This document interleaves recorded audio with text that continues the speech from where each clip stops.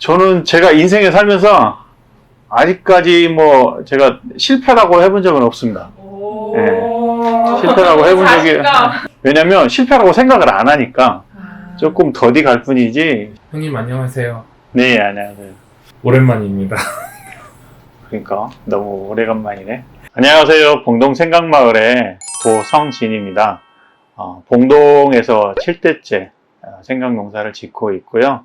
창업한 지는 4년째 지금 진행되고 있습니다. 형님네 아이템이 뭔지 조금만 설명 좀 해주실 수 있으세요? 크게 이제 생강차하고 평강, 그다음에 생강진액, 가루, 그다음에 음료 이렇게 해서 크게 5가지로 생강. 네, 봉동 생강마을입니다. 그동안에는 이제 보험 영업하면서 관리하고 사단법인 만들어서 교육사업도 하고. 접으신 거잖아요, 어떤 시점에. 그렇죠. 나이를 먹으면 직장 생활하기가 쉽지 않습니다. 그래서 창업을 좀 해야 되겠다라는 생각을 하고 창업대학원을 들어가게 됐고, 이제 그 안에서 아이템을 찾아서 이렇게 사업을 시작하게 된 거죠. 봉동이 원래 생강으로 되게 유명하죠. 봉동 생강은 생강의 10회지이고 통일신라 시대까지도 가요. 문어는 다른 지역도 아마 심었을 거예요, 일부는. 근데 계속 이어오지 못했던 거는 특별한 저장법이 토굴에 있었던 거죠. 그게 작년도에 국가 중요 농업유산으로 지정이 됐던 거예요.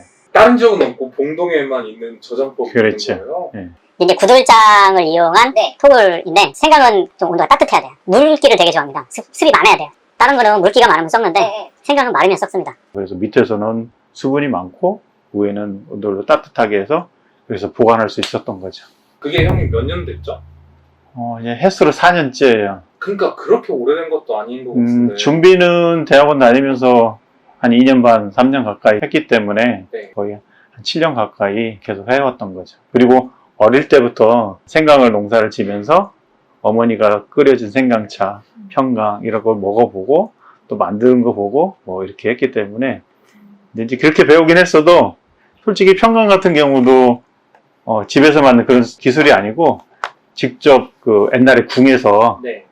평강을 제조했던 궁중요리 하셨던 분한테 집으로 직접 찾아가가지고 비법을 좀 배워와서 좀 대량화할 수 있게끔 이렇게 조금 변형을 시킨 거죠. 근데 평강 같은 경우는 대부분 기존의 평강들은 조금 두꺼워요. 설탕도 많고 솔직히 무게로 팔기 때문에 다 안 말립니다. 그냥 대신 장점은 뭐냐? 약간 부드럽다는 거죠. 먹기 쉽게. 이제 그렇지만 냉장 보관을 해야 돼요. 수분이 많으니까. 이제 사업을 시작하기 전에 이런 단점들을 정말 많이 들었어요. 조금 이거를 조금 더 말릴 수 없느냐. 근데 말리면 생강은 딱딱해져서 못 먹거든요. 그래서 최대한 얇게 쓰는 방법을 선택을 한 거죠. 얇게 해서 딱딱해도 바삭한 느낌을 날 수 있게끔 한 거고요. 또 너무 얇으면 조리는 과정에서 다 이렇게 다 붙어요. 접혀져 가지고 펴지질 않는 거예요. 근데 이 피는 게 기술이에요. 이런 표현이 적합할지 모르겠는데 제가 먹어봤을 때 되게 젊은 사람들 입맛이다 이 느낌을 제가 들었거든요. 편강하면은 할아버지들 먹는 거죠, 사실. 그죠. 초기에 제가 이제 사업을 시작할 때 솔직히 젊은 사람들이 손이 안 가거든요. 다 온라인으로만 판매를 했었거든요. 온라인을 들어가게 된 동기가 젊은 층을 공략을 해야 되는 거죠. 나이 드신 분들은 온라인을 못 하니까. 특히 이제 여성들이 생강에 좋거든요. 그래서 타겟층을 정확히 맞춰서 상품을 개발을 하고 마케팅을 한 거였죠. 그리고 이제 이런 제품들을 다 만들어서 홍보를 해야 되는데 홈페이지를 만들어 하는 것도 있지만 그렇게 되면 돈이 많이 들어가고 초창기에 그래서 네이버 스마트 스토어를 제가 이제 개설을 해서 제가 직접 다 상품 올리고 뭐 이렇게 사진도 찍고 이렇게 해서 올리게 된 거고, 많은 사람들이 우리 사이트로 들어오게끔 하기 위해서는 보험 영업했을 때 고객 관리, 문자도 보내고 전화도 하고 뭐 이렇게도 때 되면 또 이렇게 좋은 문구도 보내고, 그 다음에 이제 특히 박람회 같은 경우는 1년에 한 최소한 뭐 10번 가까이도 이렇게. 박람회 많이 가시는구나. 저는 명함을 뭐 하루에 몇백 장씩 돌립니다. 그래서 한 1000장 이상씩 갖고 다니고 가요. 그래서 명함 주고 시음하고 사이트 와서 사시라 이렇게 해서 홍보를 했던 거고, 박람회 가면 바이어들을 많이 만나거든요. 판매를 못해도 우리 제품 홍보하고 하나씩 1년, 2년, 3년 이렇게 홍보하다 보니까 이제는 이제 바이어들이 저를 찾는 그런. 대표님 그러면 개인적으로 가장 좋아하시는 제품은 무엇인지? 이겁니다. 오. 네, 이게 엑기스거든요.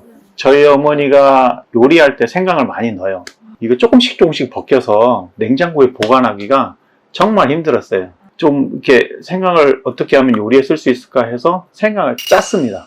차로도 맛있더라고요. 정말 맛있어요. 이게 조금만 넣어도 되게 진합니다. 물 한 방울도 안 들어가 있습니다. 오리지널 생강 엑기스거든요. 요즘에는 카페에서 진저라떼, 레몬 생강차 있잖아요. 이걸로 많이 나가고 있습니다. 오, 네. 와, 진짜 너무 멋있습니다. 박수 한번.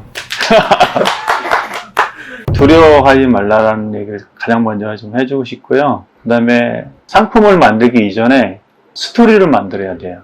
어떤 제품인가를, 그리고 어떤 유래가 있는지를, 공동의 생강의 시베지라는 것이 있었지만 그거와 연결하고, 또 올해 생강농사 오랫동안 진 게 뭔 자랑이 있겠어요. 하지만 실제스 농사를 짓고 그 안에서 내려온 것을 어머니가 해오던 생강차를 사업화해서 뭔가 업그레이드해서 제품을 만들었다라는 이런 이야기들을 하게 되면 그래도 제품에 대한 신뢰가 가는 거고, 이 제품을 제가 또 홍보를 하고 싶은데 뭐 같아요? 약이요. 예, 약 같으죠? 약 같아요. 한약재 중에서 가장 많이 사용하는 게 감초라고 생각을 하는데요. 감초보다도 훨씬 더 많이 들어가는 게 생강이에요. 기억력을 개선하고 치매를 예방을 해요. 수험생들과 어르신들을 위해서 만든 게 생강나예요. 귀엽다. 네, 생강을 발효를 해서 만든 생강나. 생각나. 네, 생강나. 그래서 지금 올해 이 제품이 또 나와서 시판이 될 겁니다. 잘 되실 겁니다. 네. 오늘 이렇게 바쁘신데 좀 형님 시간 내주셔서 너무 감사합니다, 형님. 네, 수고하셨습니다.